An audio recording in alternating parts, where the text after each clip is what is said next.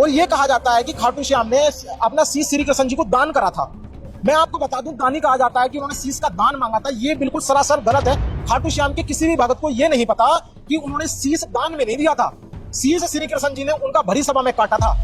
क्या कोई प्रमाण है? बिल्कुल सर, प्रमाण है इस चीज का। स्कंद पुराण के अंदर इसका पूरा वर्णन आता है, मैं आपको दिखाना चाहूंगा। सर ये स्कंद पुराण है, गीता प्रेस गोरखपुर से प्रकाशित है।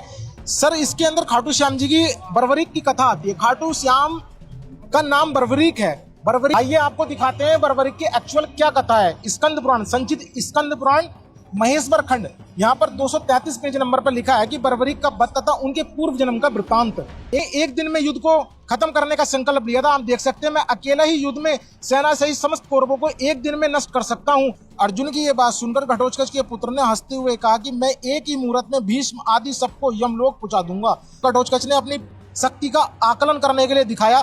उसने अपने तीखे बाण निकाले और छोड़े। कौरवों की सेना में जो सैनिक थे उनके मस्तक पे उन भस्म लगा दी थी। और जैसे ही वीर बर्बरीक की ये वीरता देखी, तत्पश्चात श्री कृष्ण जी क्रोधित हो गए। तो वही श्री कृष्ण ने कुपित होकर अपने तीखे चक्र से बर्बरीक का मस्तक काट गिराया। यह देखकर सबको बड़ा आश्चर्य हुआ।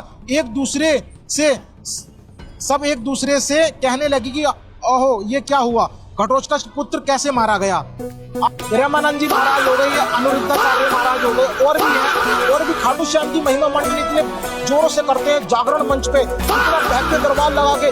झूठी कथा से, वेद शास्त्रों में जिस कथा का प्रमाण तक नहीं है, उस कथा को बड़े बड़े मंचों पे गाया जाता है और कहा जाता है कि हारे का सारा खाटू श्याम है और शीश का दान श्री कृष्ण ने मांगा था। आप यहाँ देख सकते हैं, श्री कृष्ण ने शीश का दान नहीं मांगा था भाई, श्री कृष्ण ने उसका शीश काटा था। ये बिल्कुल भ्रांति फैलाई गई है। मैं सभी श्याम प्रेमियों से निवेदन करना चाहूंगा, आप एक्चुअल कथा सुनो और इन फर्जी बाबाओं के चक्कर में आके अपना जीवन व्यर्थ ना करो।